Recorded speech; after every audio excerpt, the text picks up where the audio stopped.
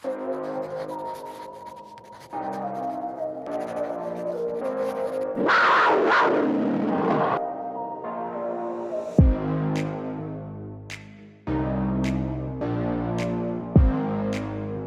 here with our third installment of Inside the Lair, BMCC's all-time leading goal scorer, Javaughnie Johnson, also a CUNY Player of the Year and Rookie of the Year. It's rare to see those honors. Well, I hear a lot of different stories from a lot of athletes that I've talked to have played at BMCC. I wanted to know your thoughts here on why did you choose to attend BMCC? I came to America in 2016, and at that time, my older sister, she was already attending BMCC, and she's always talking about the soccer team and all that. And so I've been interested from the moment she mentioned, because that's one of the main reasons why I came to America, because I wanted to pursue my dream. I used to go to training sessions with her before I even started attending BMCC. So the coach, Modu, he knew me from before I got enrolled. And I remember like the first time he saw me play, he went on his phone. I don't know who he called, but he's like, yo, we got a new player. The fall 2017 was when I started attending. And it's been a great experience. You know, Jahvaughnie, it's amazing. That 2017 team, unbelievable. Your team was 12-0-1. You guys filled it up goal scoring wise. You set the single season mark that year for goals in a single season with 16. Keita scored 15. But you also had another guy in double digits, Brando Guzman, the player of the year. You got rookie of the year that year. I mean, what was it like to play on a team, just such a talented team, a midfielder like Guzman, Keita, who could really fill it up? And also you had 14 different players with two or more goals that year, and a couple that had, 3 or more. So that was a darn good soccer team, and obviously enrolled to the championship. It's rare to find a team like that. Like, it's very rare. Like, it was a first for me, like, winning so many games back to back. Like, it was a first for me, but it was also great playing with those guys. They became like family. Even now, I still talk to a lot of them. A lot of us still close. We still go out together and all that. So yeah, it was a great experience playing with them. That year, as I said, it's very rare to get a team like that.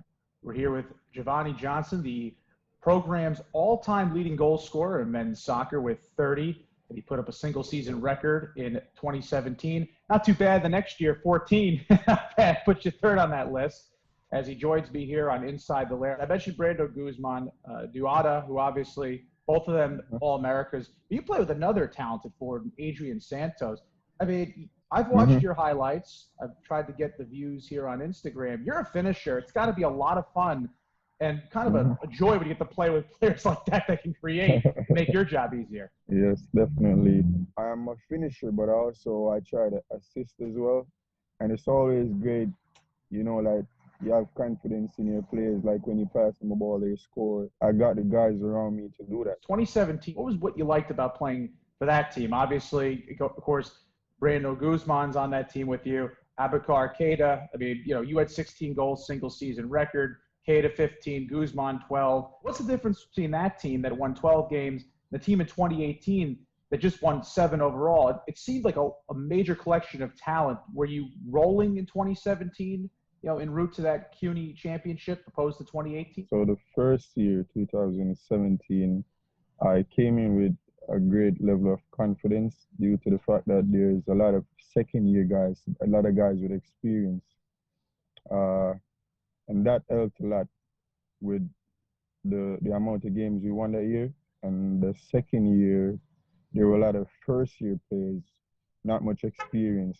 So I think that was the major difference. So you talked about Modu, and I've heard from many soccer players that graduated this recent team that, whether you're playing for him or not, he just really loves the game of soccer and loves really bringing a family-like environment. Elaborate more on the family-like environment, because there's a lot of it, it seems. Yeah, so whenever it comes to training session, it's always like hard work, but also it's fun because, we are, as I said before, like, we're like a family.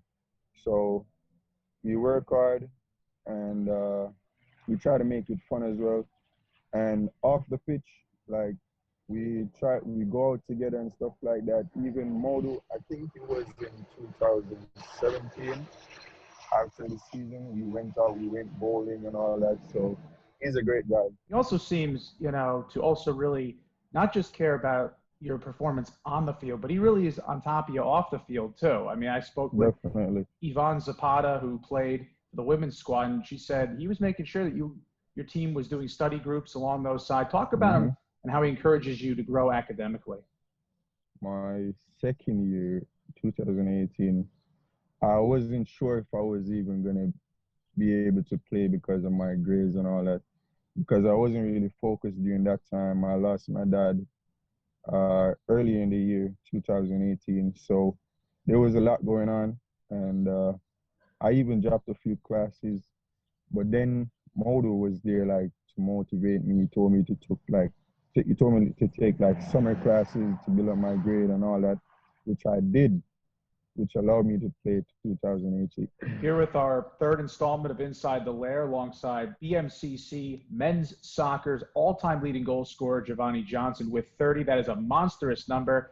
And he was able to win Conference Player of the Year and Rookie of the Year. How'd you grow as a player from 2017 to 2018 once the academics were together and you were able to focus on the game? 2017, I came in as a rookie and I acted as a rookie. Not much responsibility, and I was more dependent on the more experienced guys, the guys that's playing their second year. The second year for me was like I had more responsibility because the new players, they were depending on me, so like I had responsibilities, and that's the difference between the first year and the second. The second year I became captain. So you know how that goes. One of the positives of 2018 was your team got up to number 5 in the country nationally. I mean, talk about that, climbing the polls nationally. I mean, it's one thing to have to worry about Queensborough and have to worry about the region like Nassau and Suffolk, but an ability to move up nationally to 5th in the country in 2018. A team that you said had a lot of first-year players. That'd be a pretty cool achievement that season. What we brought from the first year into the second year is like the unity, like the family feeling. So like even though it was a lot of first year guys, we grew together quickly, like we became friends and all that.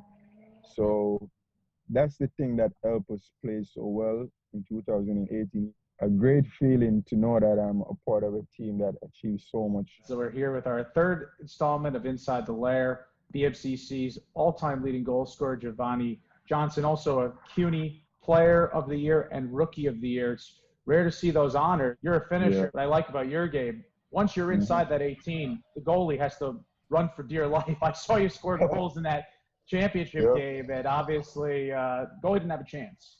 Favorite type of way to score, though? Do you like to go into the pocket? More or less, coaches say you want to score, roll the ball on the ground, but some players like to blast the sucker nice and high and get it inside the crossbar. Your favorite type of shot?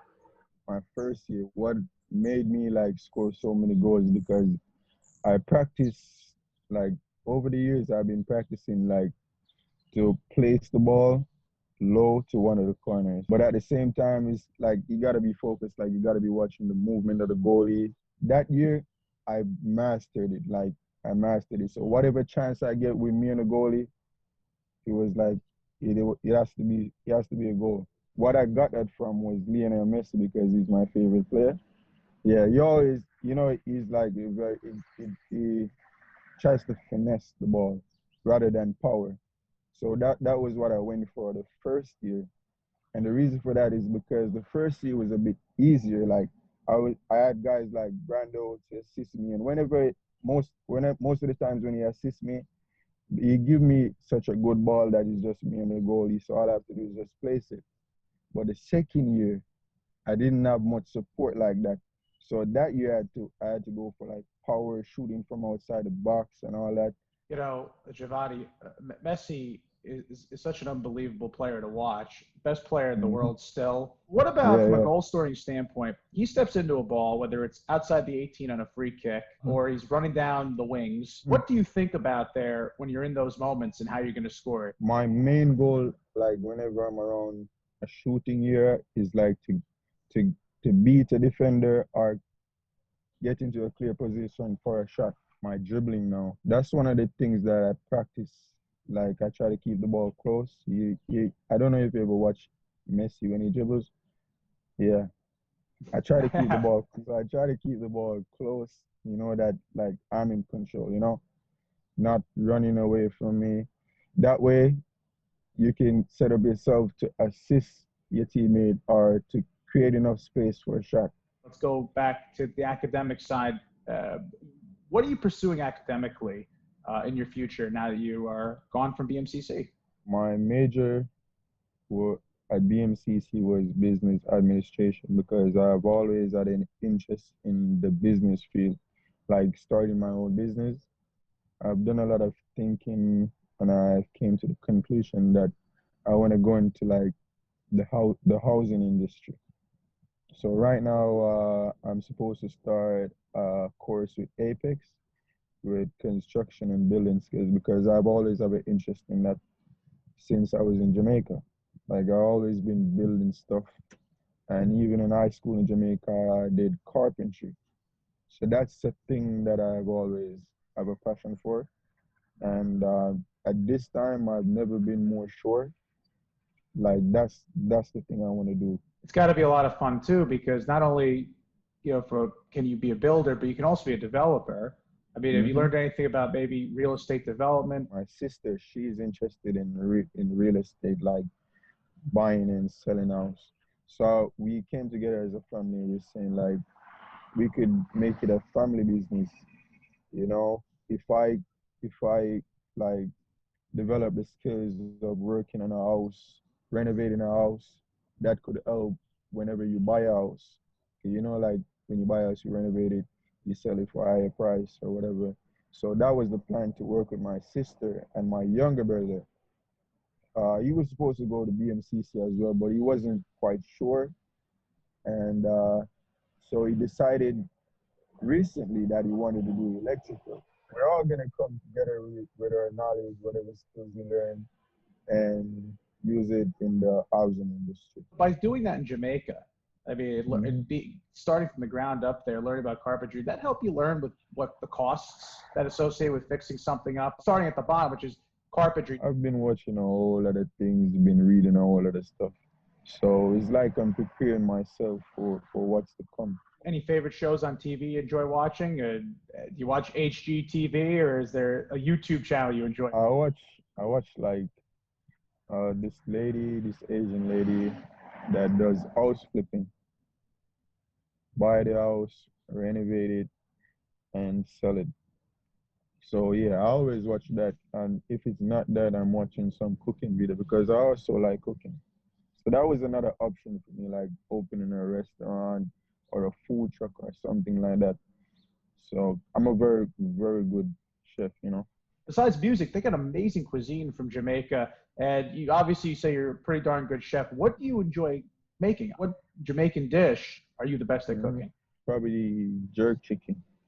I know that's a very famous one. I know you must have heard of that one before.